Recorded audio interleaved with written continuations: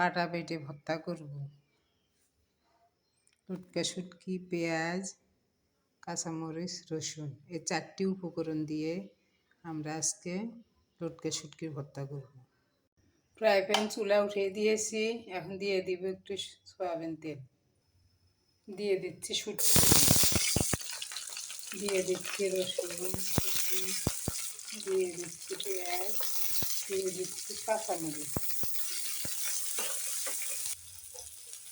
এখানে আমি ভালো করে শুটকি, পেঁয়াজ, কাঁচামরিচগুলো ভেজে নিচ্ছি। এরপরে আমি ওগুলো বাটার জন্য চলে যাব। আমার ভাজা হয়ে গেছে, একটু পরে আবার আসছি। বাটা শেষ, এখন সরিষার তেল দিয়ে মেখে নিব।